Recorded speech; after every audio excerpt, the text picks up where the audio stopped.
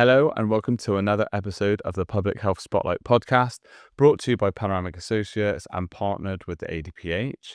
I'm excited to be joined by Mike Sands, the Director of Public Health for Leicestershire and Rutland. Yeah, Mike, welcome. Good to be here. Well, welcome to Leicestershire. Good Good for you to be here. It was a lovely drive from Bristol. Yeah, I bet. It was lovely. But no, we're really excited to have you on today. Jumping straight in. Yep. To public health. My first question is, what got you into public health in the first place? That's a very good question. Thank you. Economic necessity, I think would be the answer to that one. It's an embarrassing question to ask because I'm aware, like, it feels like every time you ask every other DPH, it's a bit like, well, how do you get into public health? And sort of people go, well, after discovering a cure for the common cold and, everything else, then I thought I'd tackle something more difficult and, I tried public health. I was on the dole. So I had a first degree in economics from Leicester Polytechnic. I went into the NHS on the financial management training scheme, and I think I thought I'd be doing kind of resource allocation, big things. But it was accountancy, and I'm no accountant. So I flunked out of that. After 18 months, and then I had 18 months of living back home with my parents, being on 17 quid a week income support, occasional, short-term temp work in kind of warehouses. I worked down the dockyard in Plymouth for a few weeks as well. And then this opportunity came up. The opportunity came up in Oldham, Greater Manchester. Health authorities were at that stage, early 90s, 1992, were funding a series of almost kind of like small research units attached to health authorities. And there was a vacancy that cropped up for a surveys officer stroke scientist, which is probably the poshest job title I've ever had, as part of the Oldham and Rochdale Public Health Research Unit, as it was called, Research Centre. And luckily for me, the requirements of the job were like NHS experience, which is what I had through the financial management training scheme, numeric degree, which was the economics degree, and it also said something that if you could use a spreadsheet, because it was like Lotus 3.1, it was it was the early 90s, it was the early days of spreadsheets on computers, which luckily I had all three. So I got the job and didn't really know anything about public health. Knew a lot about health because my degree was kind of a bit health economics and stuff, but never knew there was such a career as public health, and started. And it's one of those ones, when you start a job and go, that's what I really wanted to do when I grow up, which I still haven't, but that was it. So largely chance, one would say, because if it hadn't just been a vacancy that my brother saw in the paper, I would have never have gone for it. It wouldn't have been something I'd considered. But when you get there, it just kind of fitted with view on life, what I'd learned, everything that always kind of interested me about life. So maybe a little bit different from other people who always seem to know what they wanted to do from the start. You'd be surprised, not everybody. No, that's good. That's to be fair. Just to make people a All little right. bit. Phew. From then, could you just walk us through your career all the way up to now being the Director of Public Health, if that's okay? Oh, here we go. All day. Right, okay. So that was the first job, service officer stroke scientist, the Public Health Resource Centre. So that was doing kind of small scale, like service evaluation, lifestyle surveys, different methodologies. So I did that for about 3-4 years. Then in 97, moved to, it was the same setup, but working at Salford Uni. By that stage, what were these kind of individual research units in kind of Tameside and Glossop and Bury and Rochdale, and one around Manchester and one in Salford. It was kind of coming together as part of the Public Health Research and Resource Centre at the University of Salford. So I ended up being moved down there. It was a quick aside on that one as I go.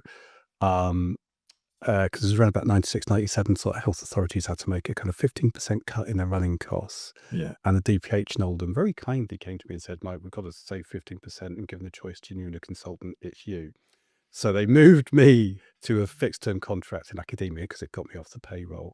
That was really good for me because I learned a lot about qualitative methodologies as well as quantitative, which was that. So did that for a couple of years, but I was never going to be an academic, just not clever enough. So then moved on to be a research and development strategy manager for St Helens and Knowsley Health Authority, again based within public health, but doing evaluations, capacity building about research skills, collaborative kind of ventures, all that kind of stuff. Where do I go then? So did that 4 years, then came back to Salford PCT as a kind of, I was public health manager there. Did that for wherever it was, that was probably a couple of years. And then via the portfolio route, Yeah. and again, you kind of quite can't do it now, but I managed to get a consultant job in Derby at the time when I was just getting close to submitting my portfolio. So I came down to be a consultant in Derby in 2005. Spent 5 years there and then moved down to a consultant post in Leicestershire, where it was still NHS Leicestershire, County Rutland in 2010. And then obviously we transferred over to this place, the County Council, in 2013. And at that stage, my DPH, Peter Marks, he went half-time, so I became joint acting director. Then he retired and I became acting director, and a couple of months later he went out to advert and I got the post, and I've been DPH here since early 2014. So there you go. So it's like most people, I moved around a bit, doing 2, 3, 4 years in jobs, and then you find somewhere and you just, before you know it, it's 15 years later.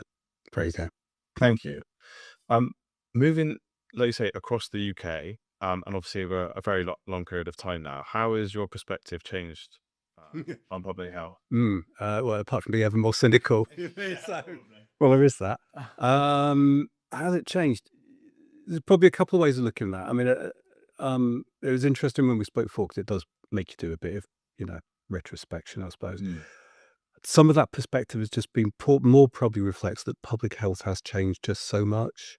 So if I think about it it's a long story, because my new lead member in this place, we realised, kind of was born the year I started working in public health, which was also the year that Dahlgren and Whitehead came out. So it's not as if public health didn't exist before 1992. But things like the Healthy Cities movement. But there are things, I suppose, when I look back at what was in place in Oldham, there was a health promotion unit. Then you had the consultants of public health working with a health authority, kind of advising, but it was really bad of me to say, and it's probably my lack of knowledge about what they were doing, but it's been like, I don't really know what they were doing.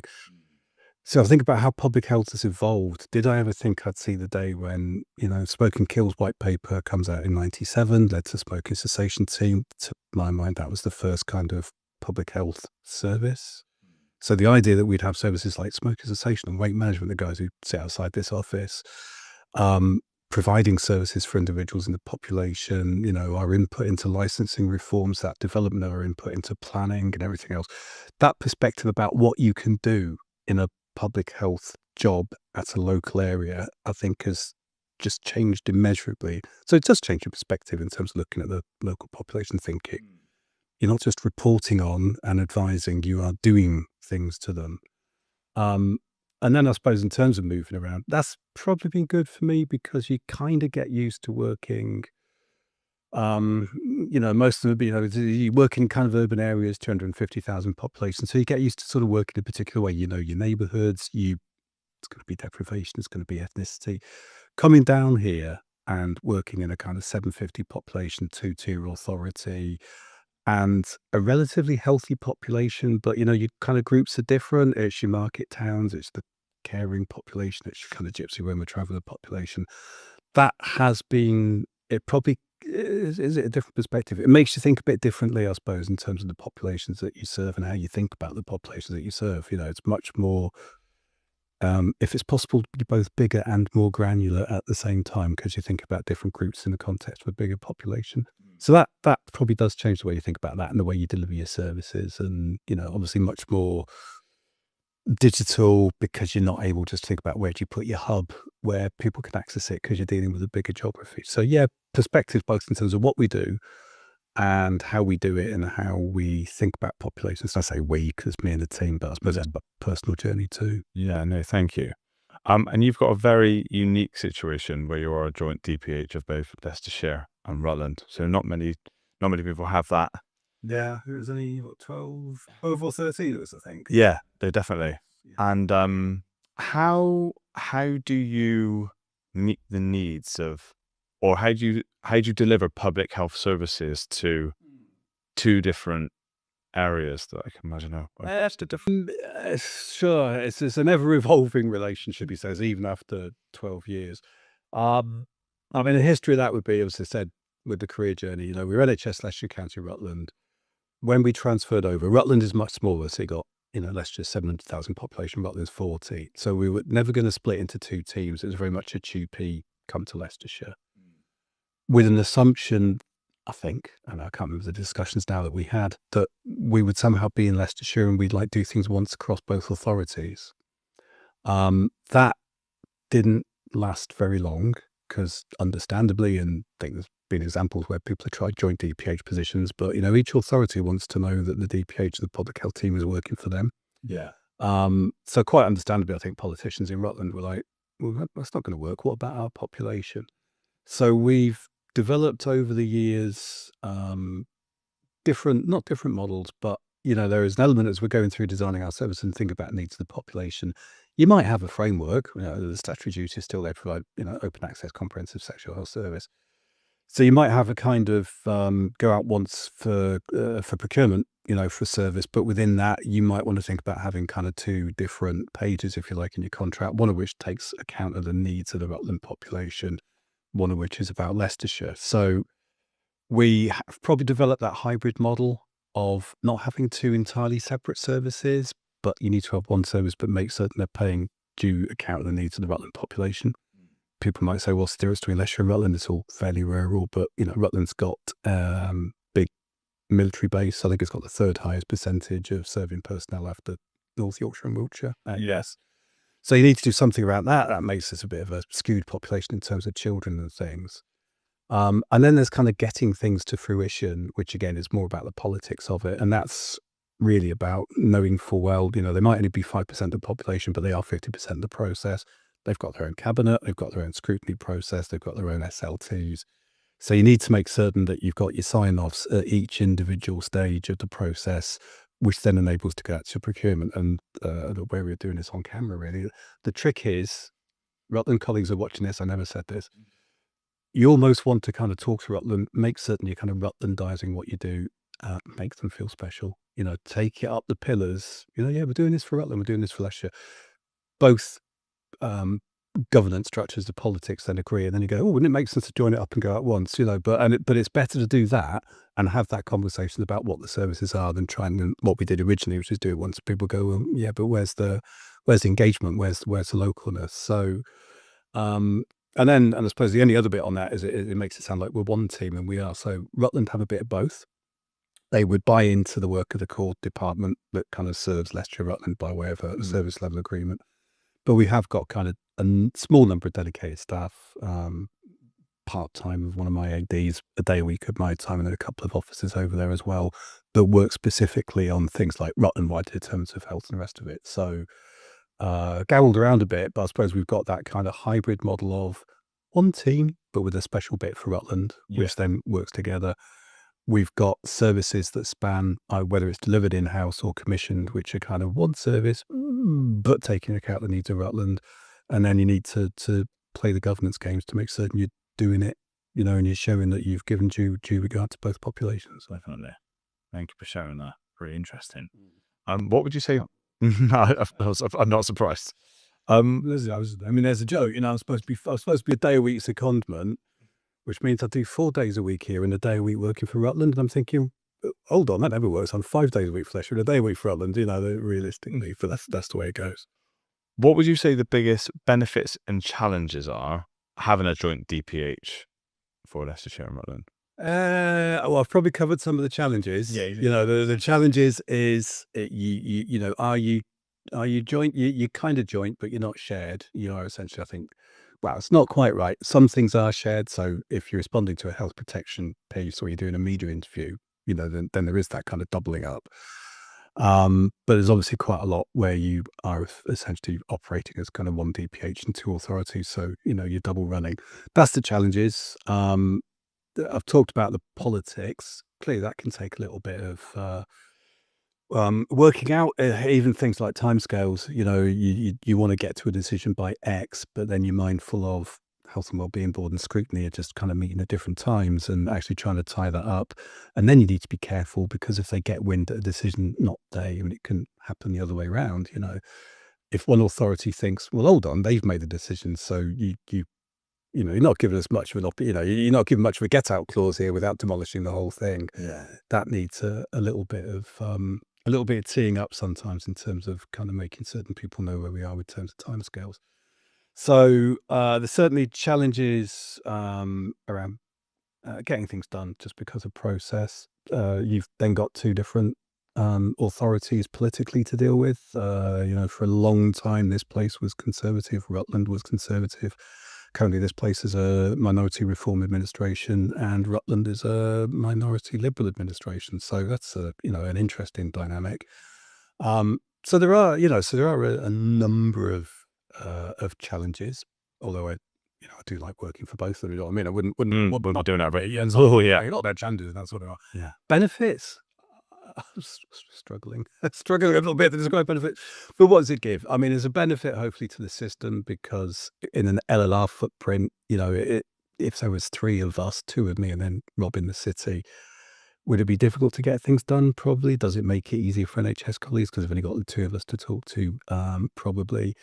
And then, so I suppose it gives me a little bit of a power base. And it is interesting just to have a foot in both camps, particularly at the moment with LGR, because it's quite interesting having conversations with both chief execs, and I have to keep them separate. But it's nice to be in the confidence of 2 different authorities who are maybe looking at different solutions. So that's kind of quite interesting as well. And then I suppose the other challenge is it's great. It's the schizophrenia is probably a stronger word. It's not impossible for me to disagree with myself because you have to wear that sort of Leicestershire hat and a Rutland hat, and sometimes you have to do things for both authorities around the budget, which it's a bit like I'm going to fall out with myself, but you just need to manage that. Yeah. So it is an interesting one. Definitely. Sounds very interesting.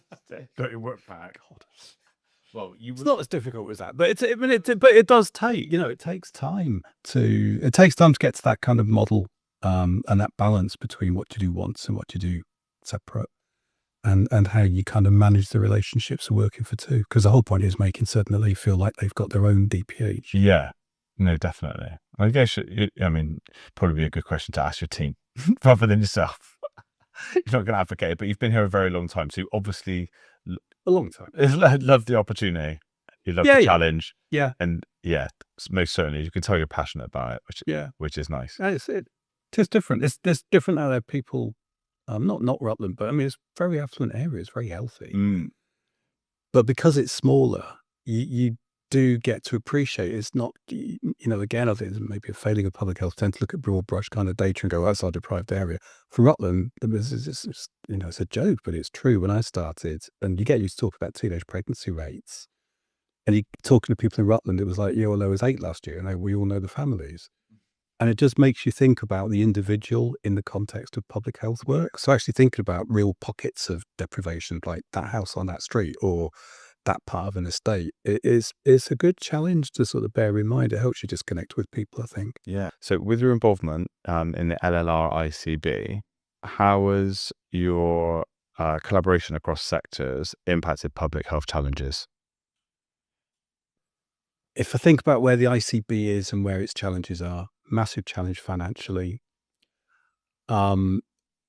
They question, given the finances and the reorganization, maybe, the money that they currently invest in public health stuff. So the collaboration with the NHS is really good.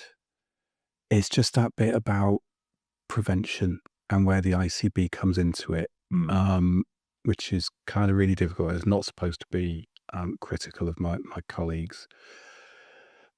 But I suppose over the years, there are so many government policies that have come out that have said, we really think prevention is important, and 10-year plan is another one.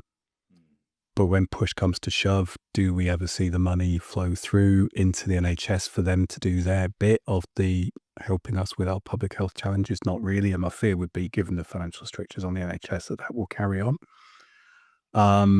So I suspect the most diplomatic answer I can say is, we've got really good cross-sectoral working. Yes, we do work together. NHS colleagues have been really good about working with us particularly with some of the challenges the city have got, and Rob, making certain that we get money into sort of TB screening and things like that. So they're really good at that. But without an element of double running, if you like, in the ICB finances, maybe there is a challenge there about how do we really get the NHS to do their bit of the prevention agenda alongside the local authority one, just because their focus is going to be somewhere else.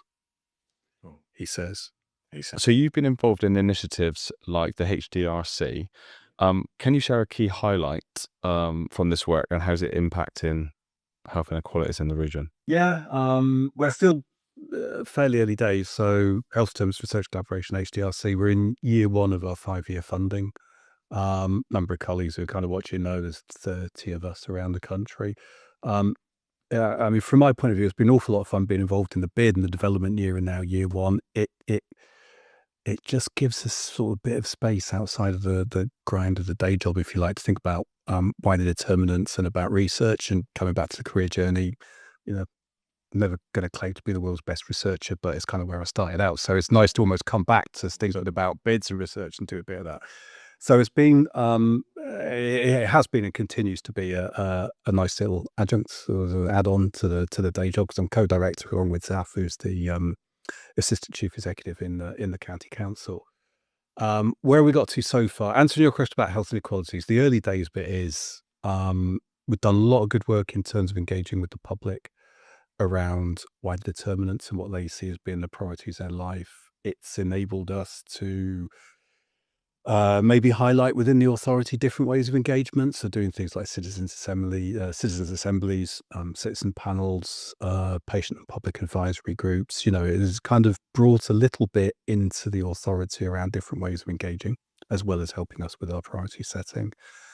We've done quite a lot around, again, it's almost like my R&D job in St Helens and Moseley, doing the building research skills and capacity, not just in public health and chief execs where Zav sits, but the other departments, health and communities, adults and communities, children and families and environment and transport. So we've had really good buy-in from people turning up at events to get them interested in research, think about the rigor they provide to the methodologies.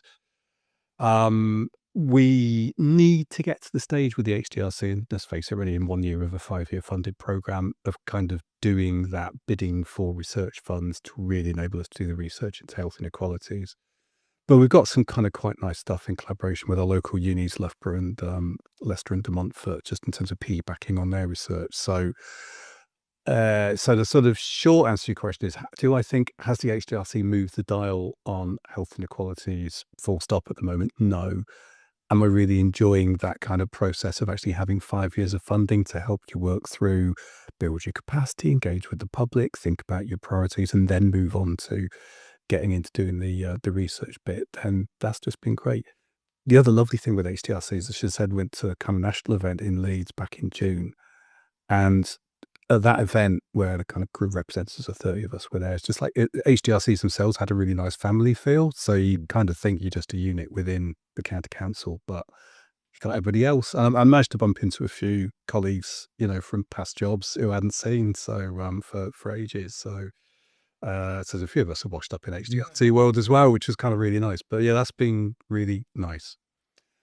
And then HR are coming next month to do a year one review. So if you come back in 2 months' time, I might say something different. If they've gone, no, you're doing rubbish, but no, it's so far so good.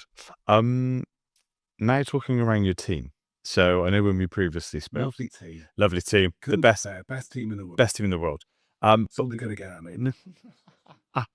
They are one of the biggest teams in the UK. That I think surprised you when we had the conversation. How have you grown the team from scale?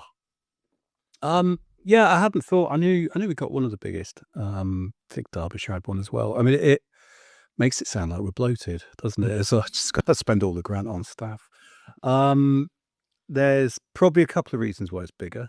And I suppose that's the nice bit about being DPH, and particularly coming in 2013, because almost kind of meant that you could set out your agenda and about what you want to do things. So the point being, going back to some of the early days and that work with Salford Uni, I've always been a strong believer in whatever you want to call it, community development approaches, asset-based community development, That's a kind of really important baseline for me about how we do our public health work in communities, supporting people and helping communities to develop their own solutions. The point with that one being I do invest an amount in the public health grant in what I think is the largest team of local area coordinators in the country. So 20 odd of that 130 will be the local area coordination team that are working in our most deprived communities to do that ABCD, asset-based community development approaches.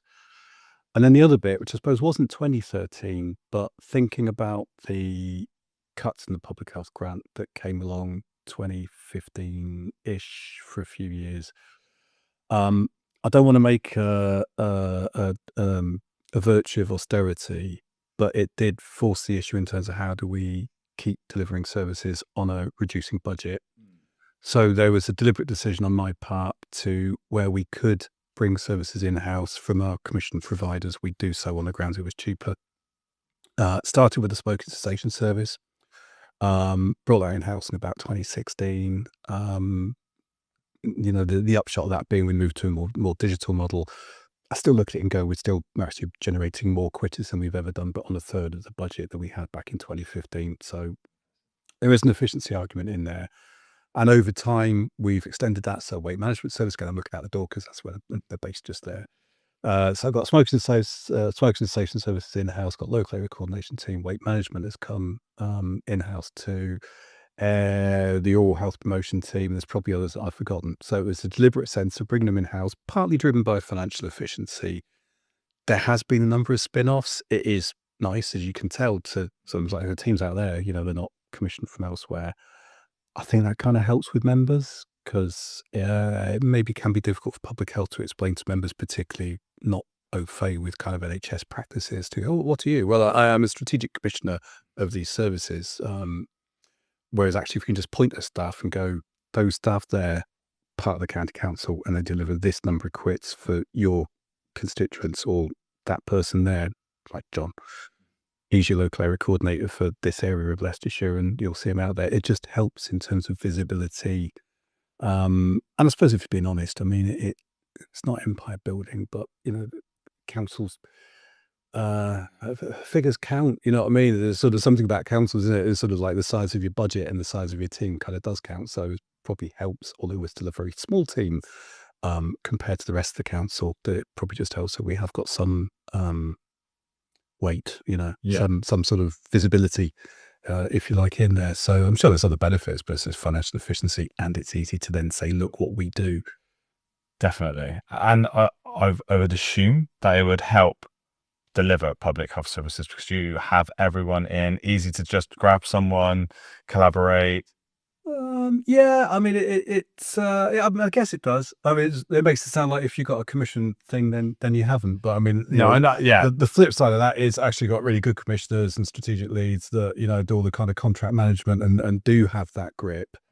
I mean, clearly there's some advantages you can sort of team and not team and ladle stuff, but yeah, I mean, if there's something crops up, then that needs delivering, then at least you've got a resource there that can help you deliver it that's in-house and doesn't get tied up in kind of contract negotiation, if you like. No, definitely. And I think even when myself, Emma and River walked through the doors today, it's quite a nice culture and vibe because you've got quite a few people on the floor. It's actually nice. It's a Friday, there's no one in. Well, I mean, we do recruitment and still Fridays could be quite quiet as well. But no, I think obviously we've got experience going around the UK and it's actually really nice.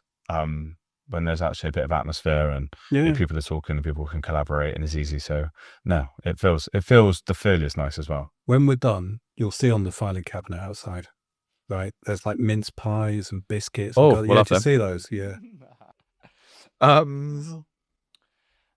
Sort of taking a step back and looking at like an overview of your career. Obviously, public health is very complex.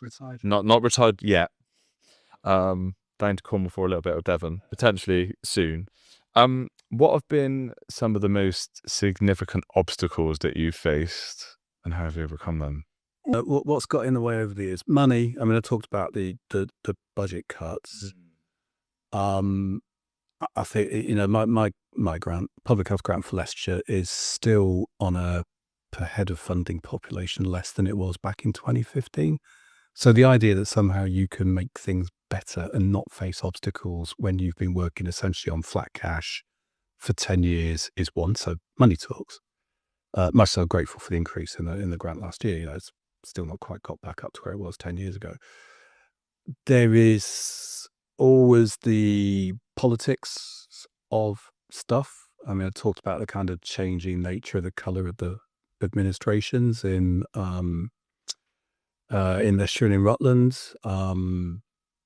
That so that sometimes gets in the way. I mean, it's a long story. We managed to make progress on fluoridation with the last administration, but for years I never thought we would get to where we've got to, which is write a letter to the Secretary of State alongside city colleagues, just because of the politics of the place, personalities. I mean, it doesn't matter if it's personalities politically or personalities of people you work with. I mean, that just affects so much in terms of your partnership working and your ability to do business with people.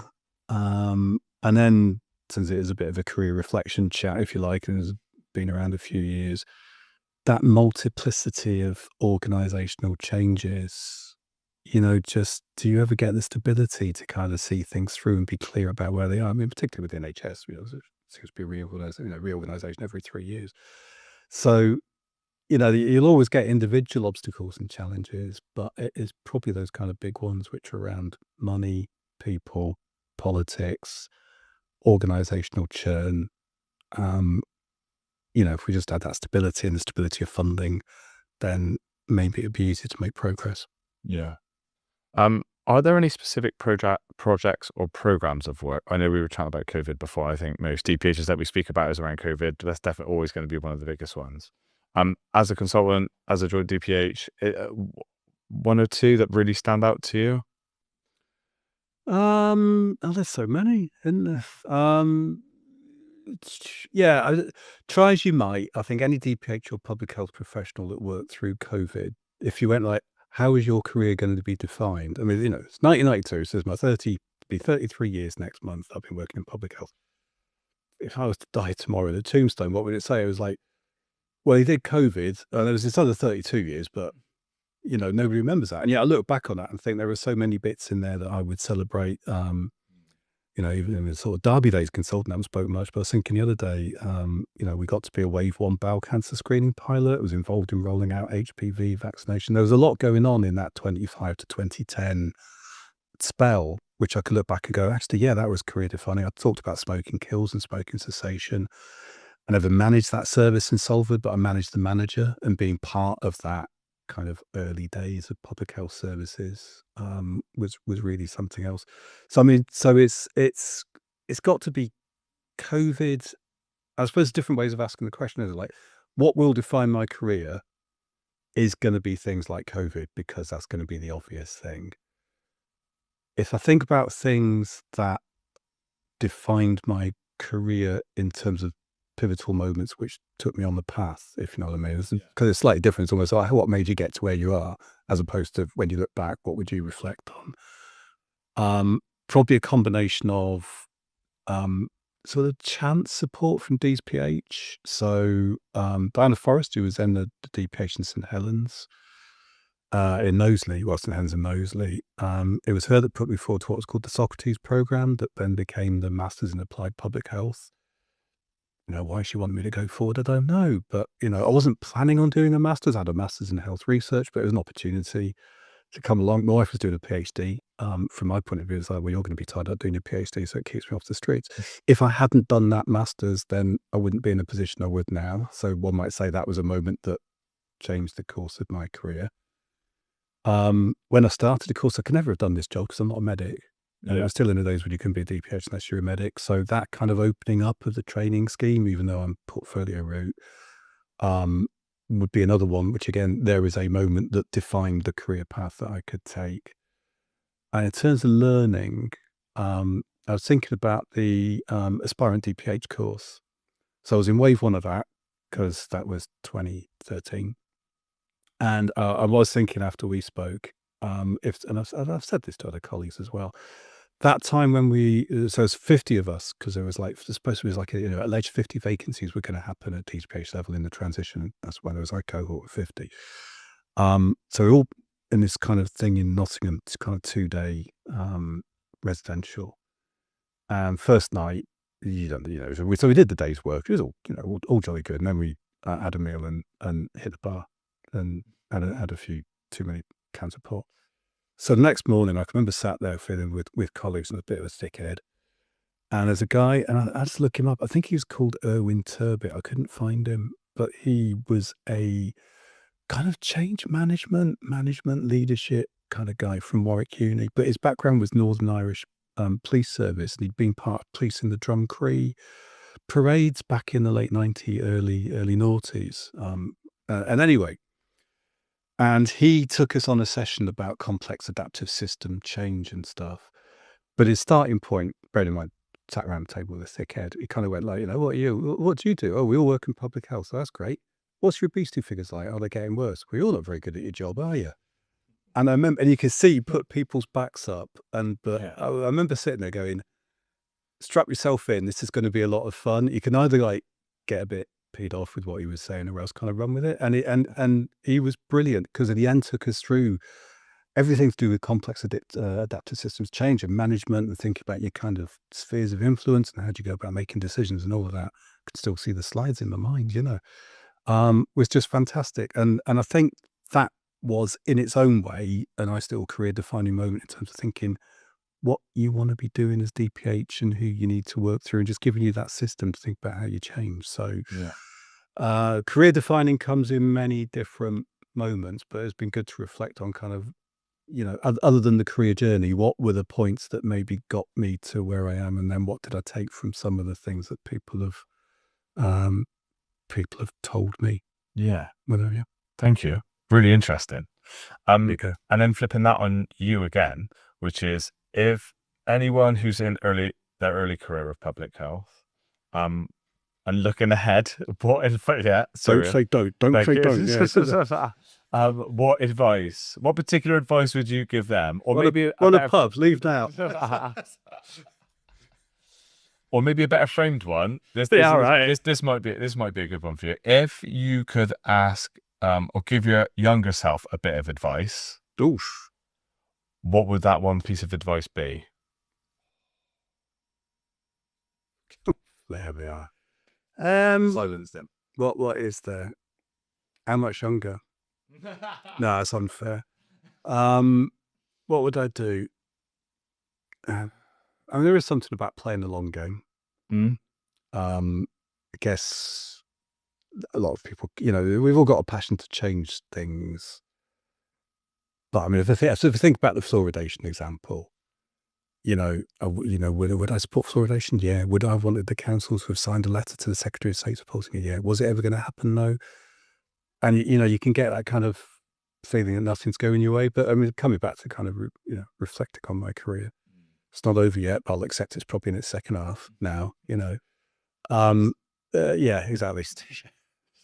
It's not the end of the video. Everyone would describe it as. There is something about playing a long game, because change doesn't happen overnight. But there was a saying in terms of public health and how that's changed over the years. You look back on it and go, oh my God, I've changed a long way from where we were. So you're not going to change things overnight. You can at least start thinking about what you need to change bit by bit by bit. So if it was advice to my younger self about how do you want to make the world better, then it's probably about taking that time to think about how do you want to go about it, except there isn't a silver bullet, and you need to think about your people and your partnerships and your end point, and just accept you need to work on it and get there in time.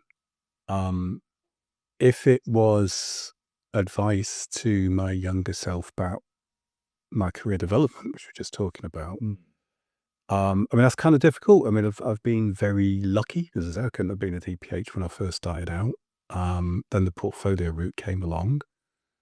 I'd still think until you get to kind of parity of equality, if you like, between people that are going through the portfolio and the training scheme in terms of access to opportunities, training and support, it is still difficult if you've done my route of kind of working your jobs and then getting onto the portfolio to do it. And there's no getting away from that. And it's not to mean that the training scheme's not there, but it's not going to be appropriate for everybody. I was never going to go onto it, because by the time it was opened up to non-medics, married with a young child, and couldn't afford to drop in salary for starters, as it was then. So the advice to my younger self in terms of career development would probably just be, as I was lucky enough to get from supported DPHs, make the most of the opportunities that come your way, even if it means stretching yourself. and then you just got to do that. And then if the other one is kind of what would advise my younger DPH self, probably many and varied. You will come into the job and think that other people are better than you, and the answer is they're probably not. So something about having a little bit of confidence in yourself. There'll be people who probably think about DPH thinking, I can never do this. No, you really can. After watching this, there'll be a great many people going, oh, I really can be better than him. And they'd be quite right. Having said that, there'll be potential DPH who are probably looking at this and looking at their DPH at the moment going, actually, I am better than them. And they probably need to learn that talking loudly doesn't make you any more interesting. And the key bit is, in terms of being a DPH, advice to younger self, it's the obvious bit. I mean, you're only as good as your team. Yeah. And that's the biggie. How you go about creating the team, and talk about local area coordination stuff is one of those. But I'm not the world's best at investing in praising people, but it is an opportunity. Thank you, team. You're really good guys, because without them, I'd be nothing. And the advice to younger self would just be need to celebrate that. Nice. Great ending. Thank you for the advice. Mike, it's been a pleasure. No. Thank you. My pleasure. It's been great. Much appreciated. Thank you for tuning in to another episode of the Public Health Spotlight podcast, brought to you by Panoramic Associates and partnered with the ADPH. Please subscribe to see more episodes. Thank you.